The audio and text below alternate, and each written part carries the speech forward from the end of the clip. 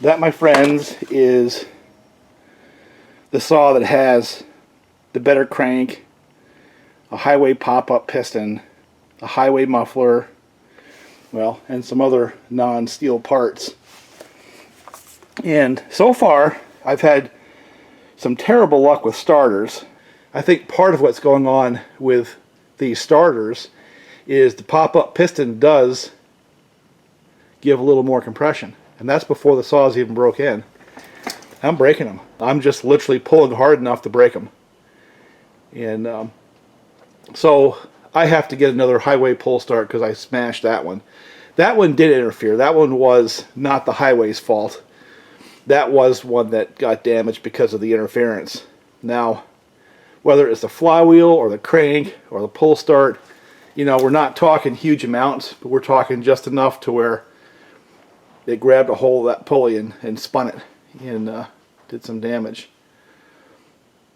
And I'm not quite sure how to report that other than it happened. I trimmed the flywheel just a little bit with my lathe, but then I measured some other flywheels, and there's some variation in the flywheels themselves. So I hesitate, because it's just the one, I hesitate to make that a big issue. But the one thing I can say without a question on these saws is use the decomp. And get rid of the Husqvarna decomp or Farmertec decomp and put in a Husqvarna. And as long as you have that decomp in, chances are your pull start's going to survive, at least for a little while. And I've also ordered some OEM pull start pulleys. And as I start evaluating this saw right here, I might sub in those parts. But the rest of the parts, the muffler and the clutch and all that stuff, to this point in time, I've only had a couple tanks through it. The saw is just still breaking in, but all the other parts seem to be working fine. And the pop-up does exactly what it's supposed to do, you know, adds a little more compression. So to this point in time is an update. We're not going to do a review just yet. I want to get it out and get some run time on it. But I'm cautiously optimistic with that build. I really am. The carburetor, yeah, I may go Walbro yet on that one. I struggle with that just a little bit, as I have all of them. But the main focus of that build was the crank, the pop-up piston, and the muffler, and the clutch. I mean, there's other parts, and the handle. By the way, those handles are awesome. I went and bought some more. So that one is ready to go run. We're going to go put that one out in the woods, and I'll give you an update as I get time on it. I think I've solved the pull start problem for the time being, and I have to stress, part of the solution is using the decomp. I have this habit of when I get in a hurry, I just yank the thing hard to pull it over, and I think I've overpowered at least one of those pull starts. I'm old, but I'm not dead. Next thing, these little saws right here. I'm kind of curious to see if it runs. This one got run over, and I went and bought a bunch of OEM steel parts to bring it back together. The side cover, you know, the handle, which is plastic, by the way, it's all plastic. Top cover. I had to get a different tank handle because this one here was crushed. And in changing that handle, I learned a little bit about these saws. And I guess it's not just the 261, but the 271, and there's a few others that have, you know, some of the same components. And I like it. I like a couple of things I've learned. One, you see that right there where the fuel line is? Well, when you change handles, you really don't have to disassemble all the carburetor and all that, because the fuel line just has a spear that plugs right into there, you know. That, you do have to pull that out to release the handle. This positioning, along with the bushing on the other side, there's a buffer, a rubber buffer, won't let the handle come out unless you pull this out. So I kind of learned that the hard way. I'm not a steel guy, so this is all new to me. You know, so far I kind of like it. Kind of like this saw. Let's see if it fires up.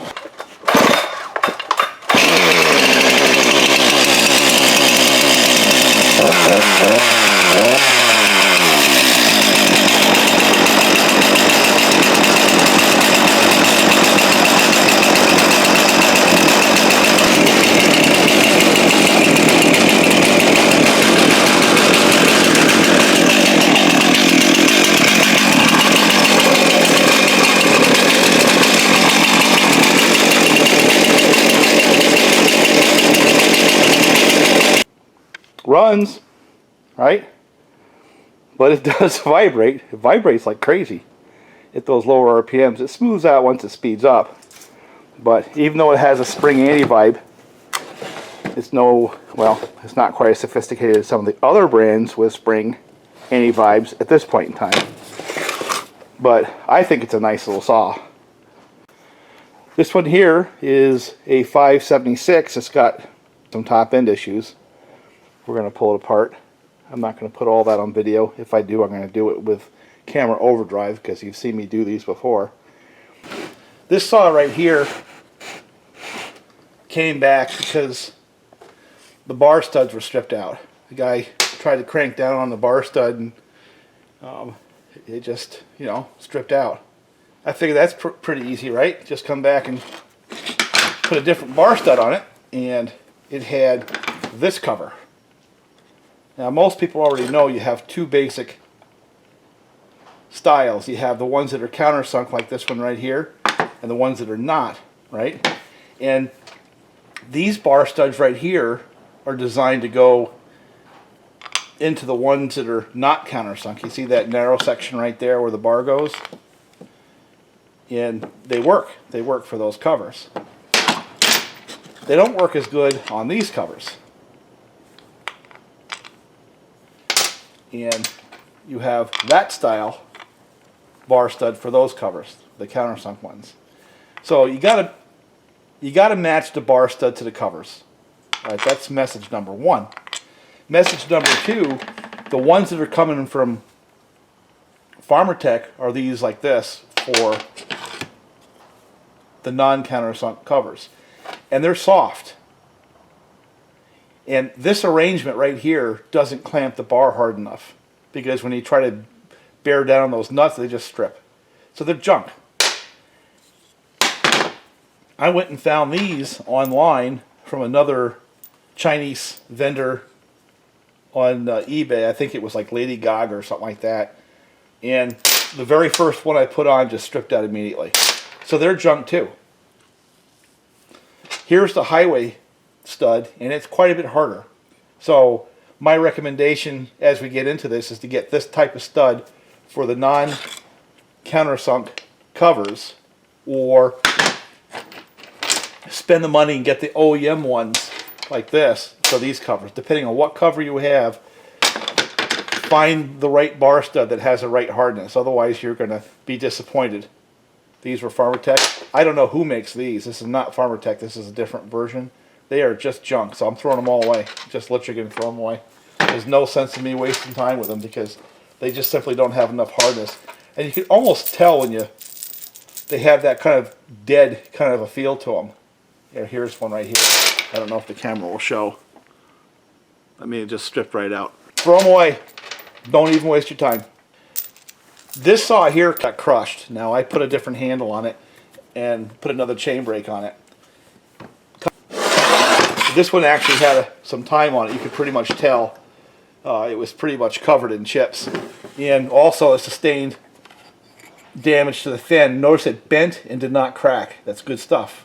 That's good news. I'm going to get OEM bar studs for this one. I'm not going to monkey around anymore. And this goes back to one of the first things that we observed with these kits, is there's always a moving target. Sometimes they get better, sometimes they get worse. One thing I can tell you is that even though the bar studs have gone backwards in terms of hardness, the clutch drum, look at that. That's so much better than they used to be. Now I have a Hyway clutch underneath that clutch drum. Chain. This chain here is one of those new Oregon chains that Bob was talking about in that last video. A couple things that you will notice is, while there's a big to-do about how those cutter shapes are different, they are different. Let me get real close and just let it speak for itself. You can see what they look like. And see these little grooves right here that pick up oil and push them up into the bearings? I don't know if this is going to come out in the camera or not. Seems like the focus is on longevity. without losing the good stuff of the old LGX. And have they succeeded? We're going to find out. I'm going to give a loop of this, couple loops of this to the guys who test my saws, and we'll see how that works. Now you may or may not know, I like these 576's. I mean, they're a little heavy, but that first generation auto tune works really well. They make good power and they're smooth. They're just a nice saw. But you might not know, I'm becoming a fan of these darn things. They've been out for a while now, so they've gotten to the end of their service life. Therefore, they fit into the category of saw that's going to be interesting to me and end up in my shop. So I've acquired two of these. This one right here, and this one right here. I don't know nothing about them. Let's just start with that. So everything I show here, you're going to learn about these saws real time as I learn about these saws. And the first thing I learned was there's the auto tunes, the C version, and these that are not auto tunes, more conventional in nature. They're both X-Torques, but the auto tune versus not auto tune is very much similar in the way the product is laid out to the 576 Husqvarna's, where you had the auto tunes and non-auto tunes. It's different carburetor ignition and things like that. So when I went to get an ignition for the 441, I had one for a 441C and quickly realized that I'm looking at the same scenario, which is not a bad thing. This is going to be another clutter saw series. Kind of like I did with the 562's. I want to pretty much do the same thing to this class of saw. And I didn't know I had the wrinkle of auto-tune versus non-auto-tune before I started. That was something I've discovered on the way. What I see this saw as is a similar saw in concept to the 576 that I do like, but a little bit lighter. And it has a lot of the features that I like about the 576. I know this sounds odd because you Stihl guys are going, wait a minute, can't you tell? Can't you tell? That one's orange and white and the other one's just orange? Well, yeah, I can. But the thing is, there's a lot of features on this saw that are very, very familiar to a Husqvarna person. The anti-vibe system is, well, virtually identical to the Husqvarna's. Anti-vibe spring, anti-vibe spring, anti-vibe spring, anti-vibe spring. Auto-tune, auto-tune. Anti-vibe spring, anti-vibe spring. So they're not even shy about it. It's pretty much the same basic layout as the Husqvarna's have been for, well, since the 372's came out in the 90s. Yeah, that's what I'm focusing on right there, so wheat. So what I want to do is take this saw here, first get running. It's got a few issues. It also has been beat up, so it may need some new parts like the handle and things like that. But I want to get this thing running good stock. I've got a OEM piston and ring coming for it. It doesn't seem to have any leaking seal, so we're just going to pretty much use it as it is. And then we're going to drop the cylinder the same way I do the 562's, maybe a muffler mod, and start doing some changes to the way it runs.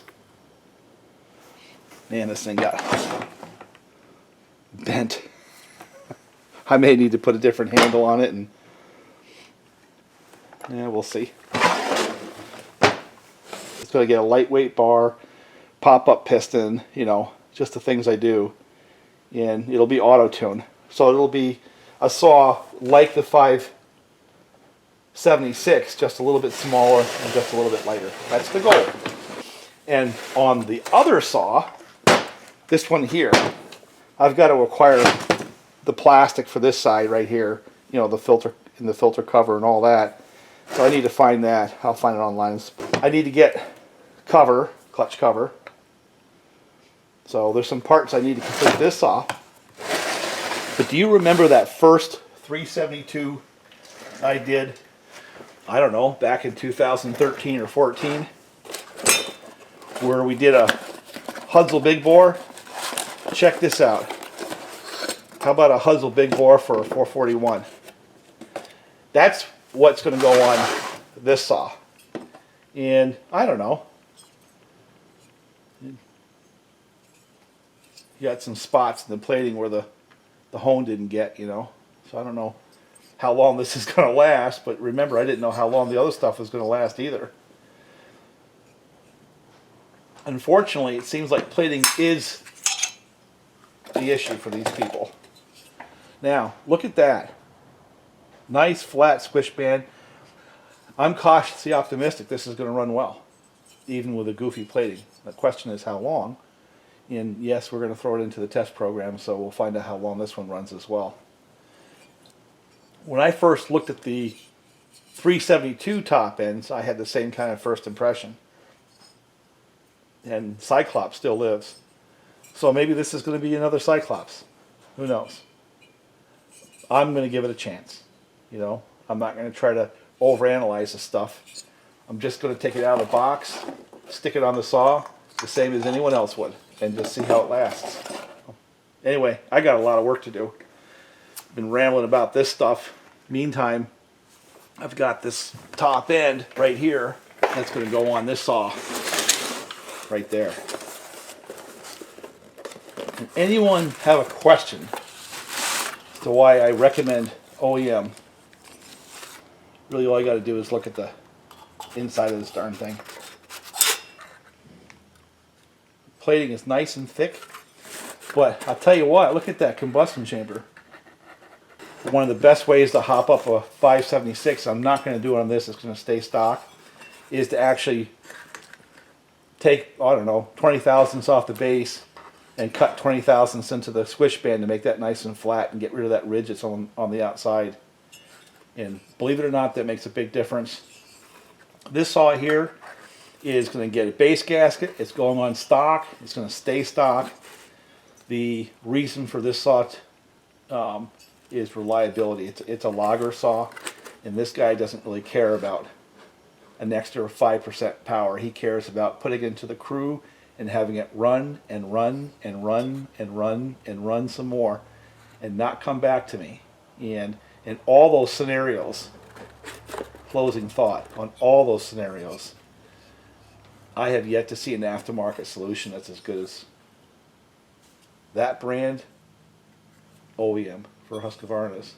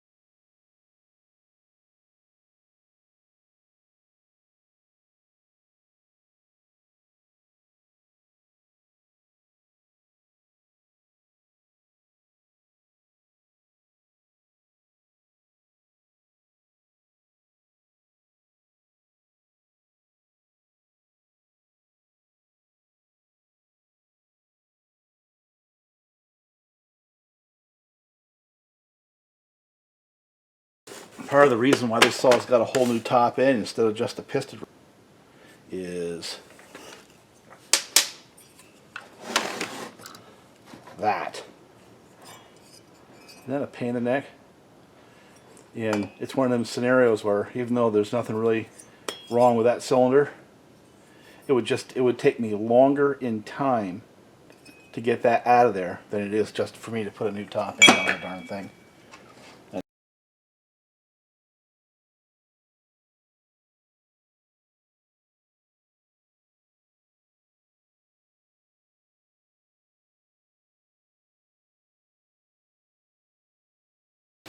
I was just going to check the ring on this damn thing and end up having to do a whole top end. See if it fires. How it sounds.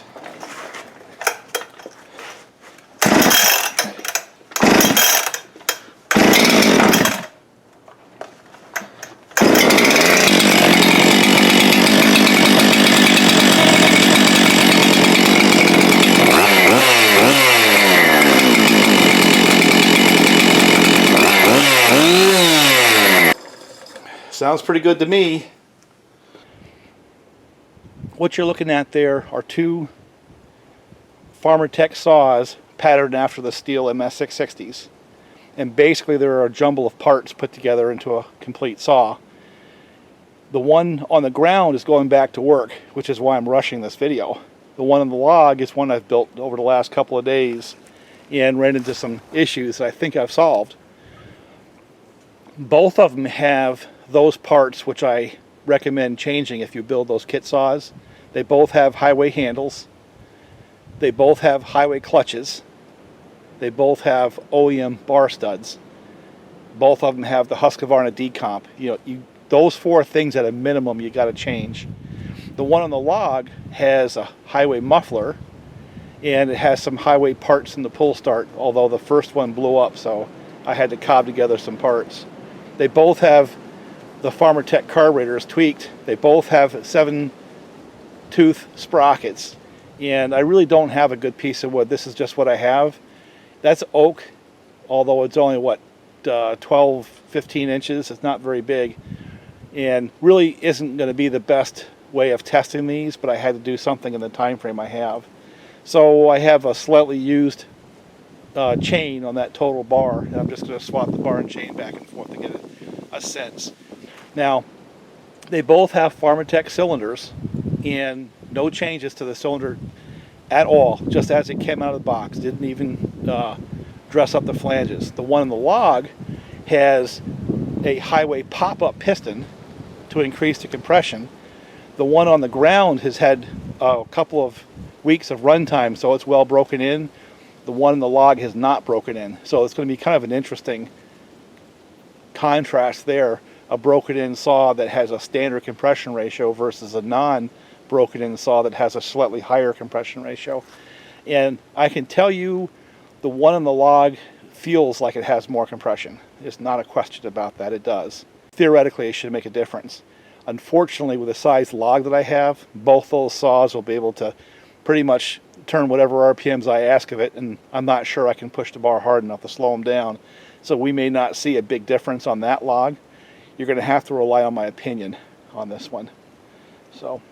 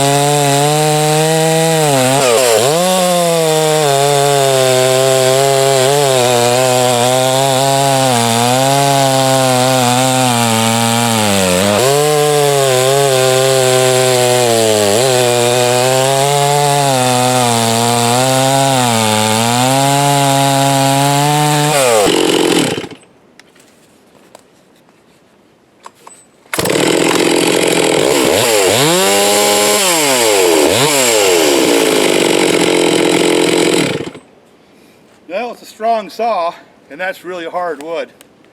So let's just see what the other saw does.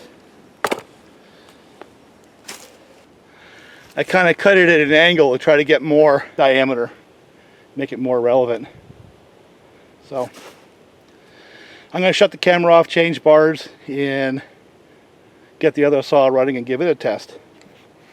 Alright, let's see what the plain Jane one does.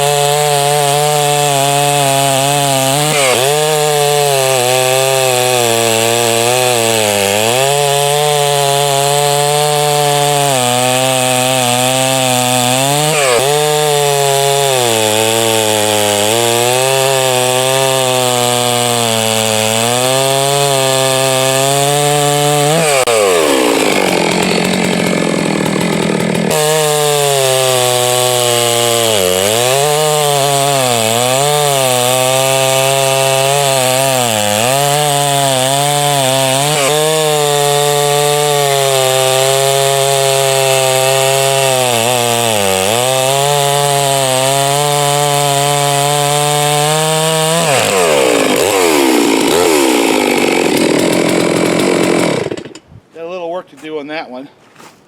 Chain brake is hanging. They both run pretty good, I guess. I can't tell by the way they felt which one was really stronger. You know, they're about the same. But if the camera and the numbers don't lie, I'll get a sense once I get it back into the editor.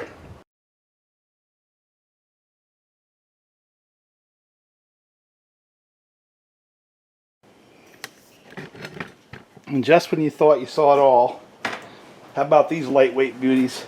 I don't know much about it. It came my way, and I doubt very much it's a Harley Davidson. If anybody knows what it is, holler right out. Let me know. Let's see if it turns over. Turns over. It's got a lot of compression. That's good. I'm kind of curious if it has any spark at all. I'm going to bet that that saw got put away running. I think this is in the spirit of things, right?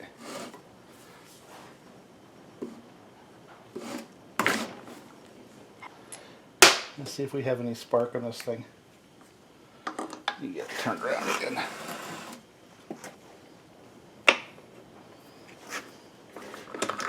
Ouch! Yeah, it does. Look at that. That freaking thing's got spark. I think we can get this darn thing running. Let's see what it has for a carburetor. It has a Tillotson. But it looks like it's got a float bowl. It's got this goofy throttle arrangement. That one right there has got compression and spark. Probably just touched the points up anyway. And if I can get the carb to work, I bet that thing can fire up. Wouldn't that be fun? For a few minutes. This is a lightweight one. It says FMC Corporation, Port Washington, Wisconsin. And it calls itself a Titan. Look at this beast. Don't know what it is.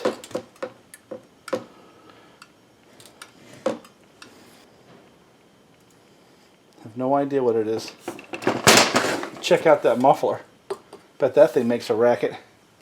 Oh, look at that. It's got a Tillotson with a pump.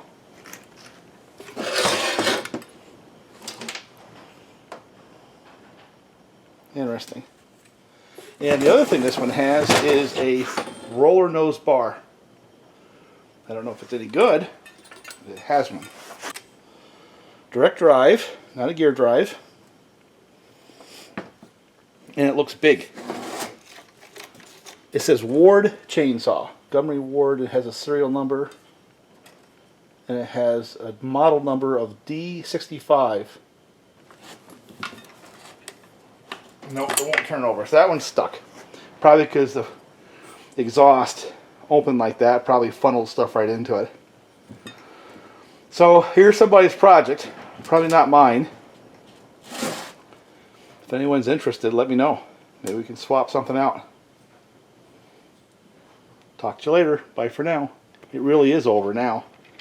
I gotta go do some more work.